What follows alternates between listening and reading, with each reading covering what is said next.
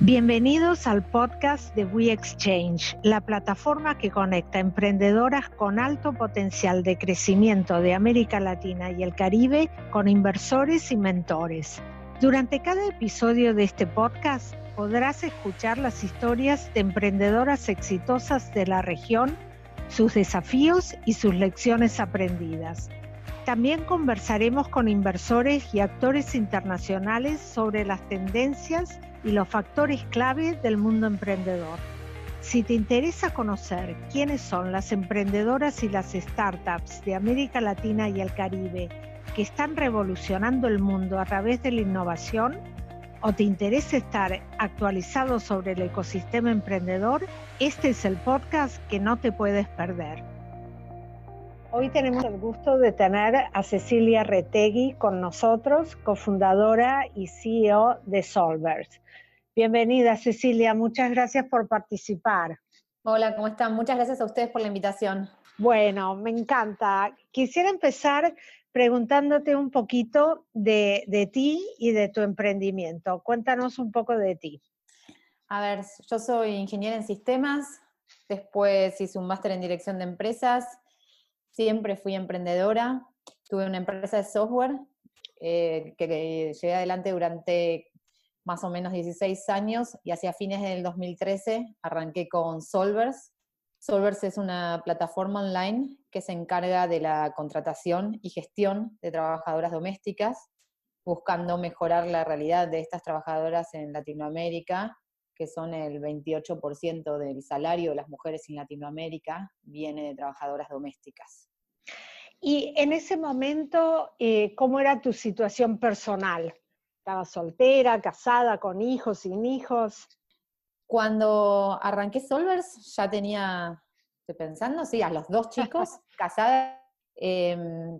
La realidad es que el ser emprendedora para mí es medio de toda la vida, ya salvo al inicio que trabajé como programadora en Ford un par de años, ya en el segundo año estaba viendo cómo armar mi propia empresa de software y tener a Ford, que era donde trabajaba como cliente, y a partir de eso hice bastantes cosas, con lo cual fui emprendedora soltera, de novia, con hijos, sin hijos, y casada y no casada. Ah, buenísimo. Pero entonces, si decís que desde mucho antes que Solver querías emprender y fuiste emprendedora, ¿cómo empezó ese camino emprendedor? ¿Alguien te inspiró? ¿Fue alguien en tu familia, un amigo, o lo tenías en las venas y te salía? A ver, por un lado, sí, mi primera inspiración siempre es mi papá. Mi papá es no vidente y más allá de eso tuvo siempre su propia empresa y para mí fue, wow, si él lo puede hacer y a este nivel y está todo para hacer, ¿no? Para hacia adelante. Creo que esa fue mi primera inspiración para avanzar como emprendedora. Y después se me fue, o sea, yo creo que lo llevaba en las venas. De hecho, muy chica, a los 19 años, viajaba mucho jugando al hockey y todo el tiempo estaba contactando a los clubes a donde íbamos en otros países para traerlos yo después a hacer giras de hockey a Argentina. Y entonces hacía como una empresa de turismo y traía equipos y le gestionaba todo el viaje. Siempre estuve haciendo cosas y fue muy poco el tiempo que trabajé en relación de dependencia. Ya te digo, fue apenas cuando arranqué como programadora que estuve como pasante en Ford y después rápidamente empecé a ser proveedora de Ford con la empresa de software.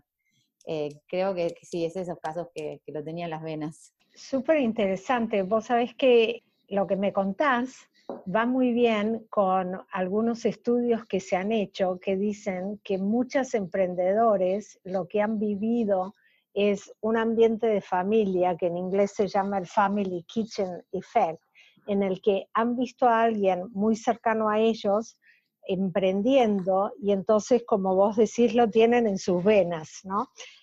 O sea que es súper interesante ese dato que nos das. Pero ahora pasando a Solvers, ¿cómo decidiste partir con ese negocio en vez de cualquier otra compañía, otra startup que podrías haber hecho?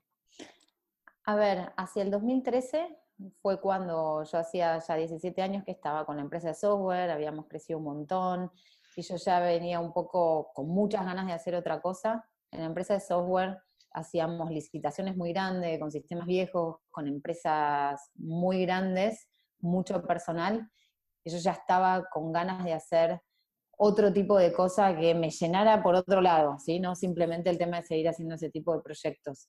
Cuando encontré el momento de poder hacer mi salida de esa empresa de software, vender mi parte, dije, ahora me voy a dar el lujo de hacer algo que realmente me llene, algo que realmente me motive. Y ahí empecé a buscar qué hacer. Yo realmente quería hacer algo que pueda escalar, que pueda impactar en gente, que tenga todo un lado social. Y, y el tema de Solvers surgió un poco por mi realidad de ver que todo el tiempo en los grupos de WhatsApp las otras madres preguntaban, ¿alguien tiene alguien que me pueda ayudar en casa para recibir a los chicos del colegio? ¿Alguien conoce a alguien de confianza que pueda cuidar a mis padres durante la noche?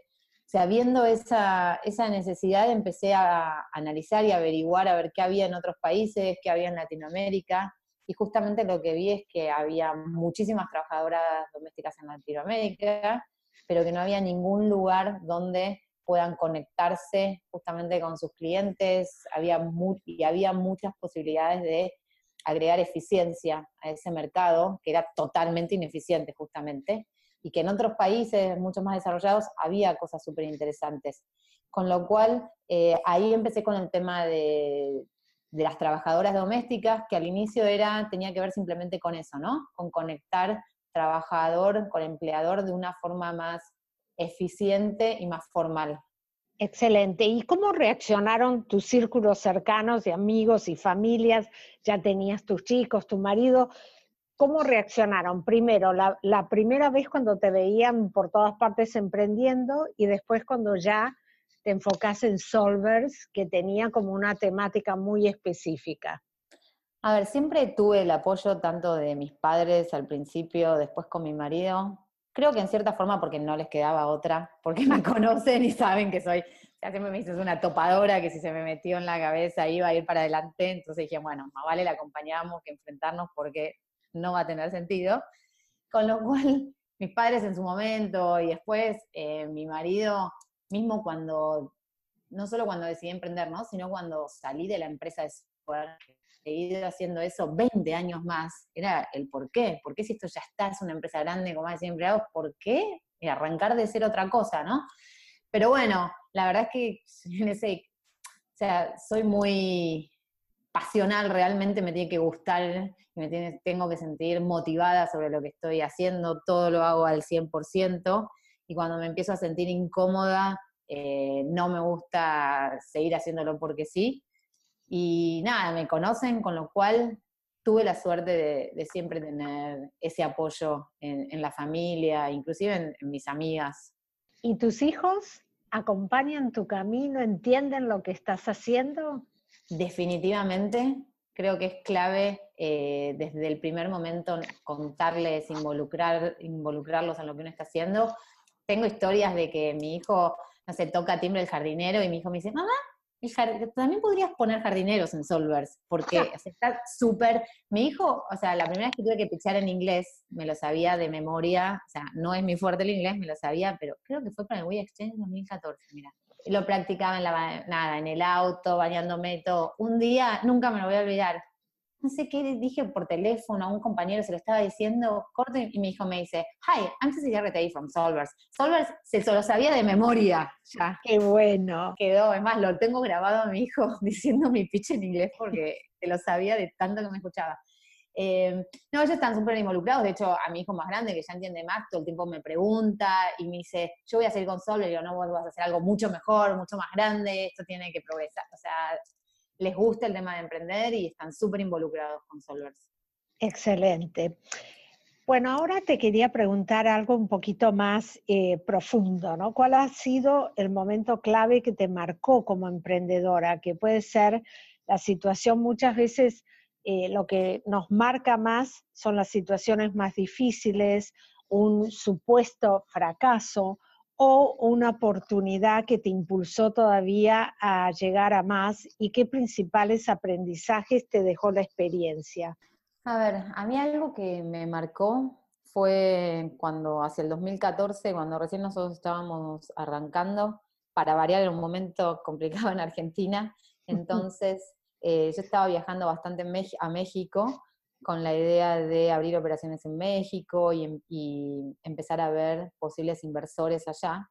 Y, uno de los viajes, de los primeros viajes que voy, me había organizado un montón de reuniones con posibles inversores, y me fue tan mal, porque me di cuenta todo lo que me faltaba aprender. Hablaban de términos que yo me los escribía, no sabía ni lo que me hablaban, no sabía lo que significaba, me daba cuenta un montón de cosas que me pedían que no tenía, y me sentí como, en ese momento, por un lado, uy, o sea, estoy equivocándome en el momento de venir, pero bueno, obviamente fue también el puntapié para prepararme, o sea, lo único que hice fue llegar y decir, tengo que aprender de esto, juntarme con gente que sabía, leer, aprender, y volví al segundo viaje muchísimo más preparada, y de hecho me fue muchísimo mejor y terminé levantando inversión en México.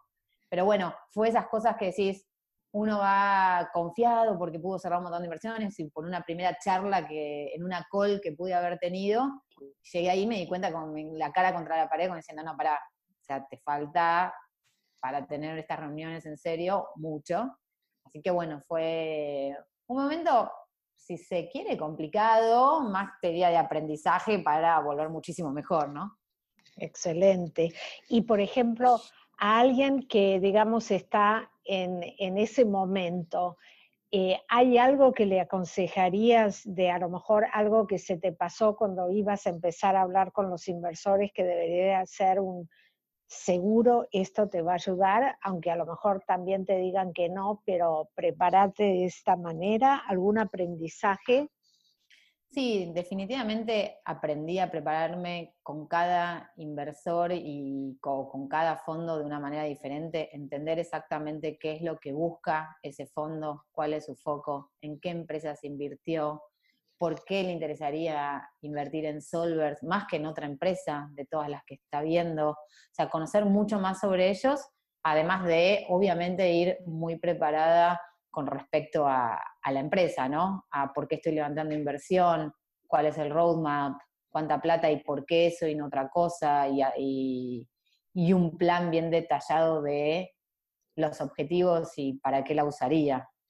¿Y cuáles eran las preguntas que te costaban más? ¿Las financieras, las de estrategia, las de crecimiento?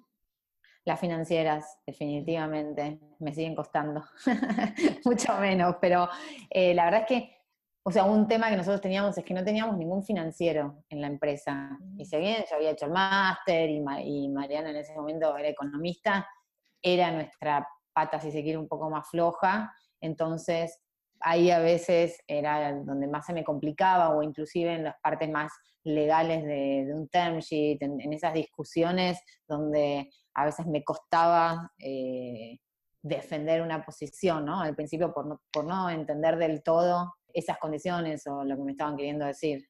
Interesante. Y cuéntanos un poco de cómo ha sido el proceso de escalar Solvers, que empieza en Argentina, y cómo se fue dando la oportunidad de escalar de Argentina a Chile, Colombia, México, y si puedes contarnos un poco los retos de acuerdo a los países también. A ver, el escalar en Solvers fue algo que desde el principio fue pensado así. O sea, nunca pensé Solvers para Argentina, sino que justamente lo que nosotros buscábamos era hacer una empresa regional. Y al pensarlo desde el principio, a uno le cambia la cabeza porque uno sabe que todo lo que hace no puede servir para 10, para 100, tiene que servir para 1.000.000 y tiene que servir para donde estás hoy, donde vas a estar mañana. Entonces, siempre lo pensamos así desde el inicio, eso ayudó mucho. El hecho de estar en un país tan complicado como Argentina también te obliga en cierta forma a pensar así y rápidamente ir a buscar otros países. ¿El por qué México? Porque en ese momento dijimos, bueno, ya que vamos a ir a otro país, vayamos a México, que es donde hay más potencial. Podría haber sido Brasil, pero obviamente Brasil es mucho más complicado, tiene otro idioma. Yo venía trabajando mucho con Brasil en la empresa de software conocía bastante o sea, yo creo que Brasil es diferente al resto de los países de Latinoamérica, con lo cual decidimos ir a México. En México vimos obviamente que a nivel cultural había ciertas diferencias en cuanto a desde que la trabajadora doméstica en un lugar se llama asesora, en otro lugar se llama empleada, pero son diferencias menores. O sea, el concepto de trabajadora doméstica en Latinoamérica es bastante similar en todos los países.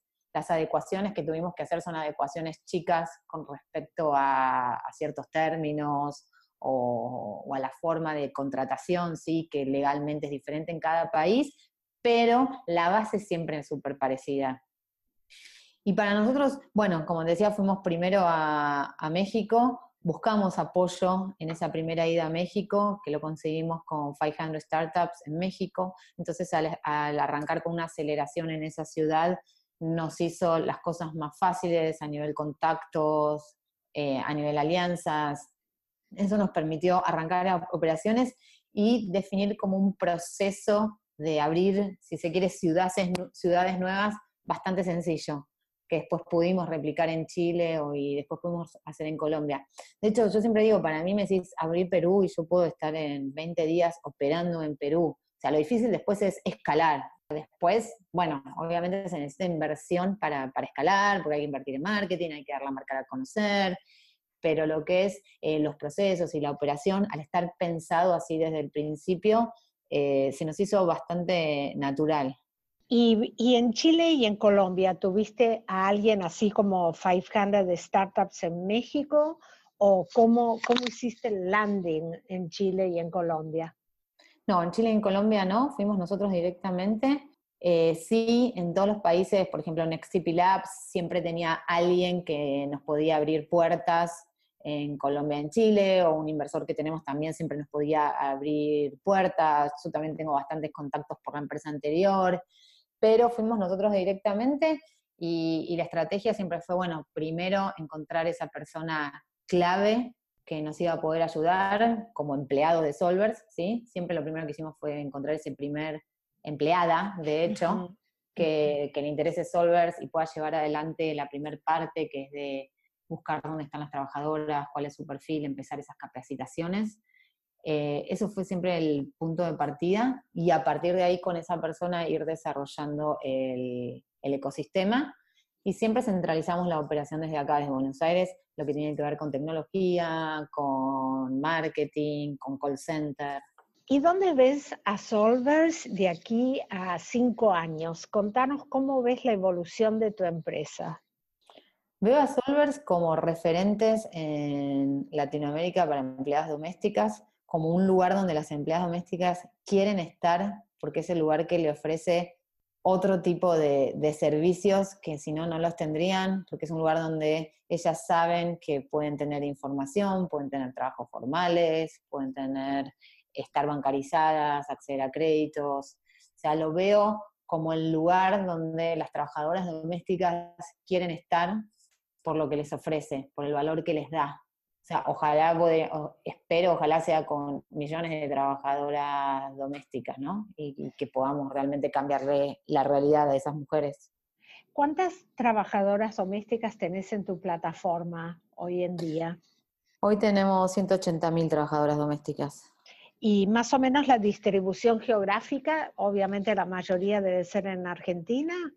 Sí, 50% en Argentina, Okay. más o menos 35% en México, y después se reparte entre Chile y Colombia. Ah, excelente. Y en ese estar de tu empresa hoy, en el mediano y largo plazo, ¿cómo lo ves? Este es un tema un poquito interesante para las emprendedoras, ¿no? Porque tú has tenido rondas de inversión, contanos cuántas, si fueron family, friends, y en vez de decir fools, como se dice en inglés, a mí me gusta decir fans, que conseguiste, o fondos más formales. ¿Cómo ves las necesidades de tu empresa en el tiempo? ¿Va a ser más por el lado de deuda, por el lado de equity? A ver, cuando nosotros arrancamos, los primeros inversores eran clientes míos de la empresa de software, que cuando les dije que me estaba yendo de la empresa, dijeron, ¿qué vas a hacer? Y les conté, bueno, decidieron apoyarnos. Y después ya fue hacia fondos, Next Labs, 500 Startups fueron los primeros, con Jaguar Ventures, y ellos mismos nos vinieron acompañando. El año pasado sí se sumaron dos Angel Ventures, dos ángeles, inversores ángeles, y hacia futuro, te diría que de las dos cosas, hasta ahora no hemos levantado deuda, sí con el tema de los créditos, es parte de lo que estamos analizando hacia adelante. Queremos arrancar con los productos financieros en México y parte de lo que necesitamos es ese dinero para prestar y vemos que probablemente la mejor opción sea deuda. Y el equity tiene que ver más que nada con esto de escalar, ¿no? Con poder decir, bueno, ahora tengo que armar un equipo en México para desarrollar productos financieros en México y lo mismo en Chile, o sea, para poder escalar mucho más rápido. Ahí sí, la idea es, bueno, seguir sumando, hacer una serie A. Y en tu camino de encontrar toda esta gente que te apoyó, que creyó en vos e invirtió, ¿qué le dirías a una mujer que está pensando en crear su propia empresa? Porque a veces el peligro es aceptar al tipo de inversor que no te va a dar ese capital inteligente, ¿no? Que solo te va a poner dinero, pero que a veces o es muy pasivo o al revés se convierte en esa piedra en el zapato. Tu experiencia parecería que no fue así, ¿no? Entonces, ¿qué consejos le darías a una mujer que está pensando en crear su propia empresa? A ver, hay una diferencia grande entre lo que es el inversor pasivo y entre lo que es el inversor piedra en el zapato, ¿no? Porque una cosa es decir, bueno, es pasivo, yo ya sé que me está entrando esta inversión y tal vez la ayuda no venga por ese lado o el soporte, pero lo tengo por otro lado, porque tengo mentores, porque tengo mi red y tengo otro tipo de recursos a quienes puedo acceder. El problema sí es cuando es esa piedra, cuando entra un inversor que ya sea, o mismo hasta por las condiciones que uno sin saber puede llegar a aceptar al principio, que pueden llegar a ser un freno para posibles inversores después, ¿no? Entonces creo que con eso hay que tener mucho cuidado y sobre todo que sea alguien que, primero que confíe en vos, porque hoy uno puede tener un plan, y más cuando es al principio, uno puede estar pensando en que va a ir para un lado y en el medio entender que es mejor para el otro lado y poder tener la otra persona tiene que confiar en la emprendedora para aceptar eso, ¿no? Y que no sea justamente una piedra en el zapato, alguien que haya que convencer o que te pueda decir que no, cuando uno es realmente el que está manejando el negocio, más aún al principio, como te decía. Después, obviamente, la verdad es que no es fácil buscar inversión. Muchas veces uno no puede elegir. Yo creo que lo que no puede aceptar, donde no hay que dar el brazo a torcer, es justamente en inversores que no estén alineados, no solo con la estrategia, ¿no? Sino con el espíritu, si se quiere, del equipo emprendedor, ¿no? De hacia dónde va y cuál es la misión que sigue. Excelente. Y mirando hacia atrás, ¿qué consejo te darías a ti misma al comienzo de tus aventuras emprendedoras y específicamente al comienzo de Solvers? A ver, por un lado me diría tranquila, que baje a veces. Siempre me dicen en el equipo que baje un poco la velocidad. Creo que es algo que aprendí con el tiempo, pero bueno, me costó.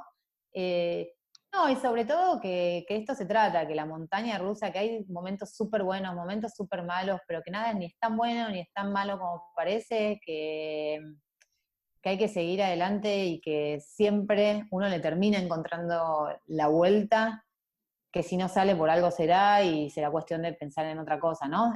Más que nada en eso, en tener confianza, que si es algo malo se va a superar y que si es algo bueno, bueno, no te la creas, porque buenísimo, pero dale, mirá para adelante que está todo por hacer seguro. Excelente. En este momento, ¿cuánta gente trabaja en tu compañía? 17 somos. ¿Y cómo te sentís con ese peso de decir, bueno, tengo bajo mi responsabilidad, al fin y al cabo, no solo todas las vidas de la gente, de las empleadas Solvers, sino también gente que depende de mí y que si esto sale adelante, la gente sale adelante? ¿Es algo que ocupa tu mente mucho o todos se sienten en el mismo barco y bueno, es un tema que a todos les incumbe. A ver, con respecto al equipo de Solvers de nosotros los 17, te diría que es algo que estamos todos súper alineados y, y no siento ese peso, si bien sé que depende en gran parte de mí, me siento súper acompañada y estamos todos dentro del mismo barco. Y es gente, aparte, muy formada, que si bien hoy estamos todos con la cabeza hace tiempo puesta en Solvers, bueno, hay gente que, no sé, el día de mañana no depende solo de Solvers, ¿no? Ya por sí Claro, sola se puede desempeñar.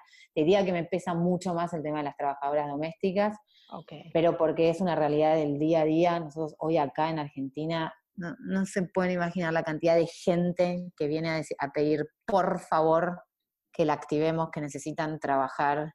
eh, y la verdad es que nosotros no podemos activar más trabajadoras de la cantidad de trabajos que tenemos, porque no hay trabajo para la cantidad de gente que viene a querer estar activa en Solvers.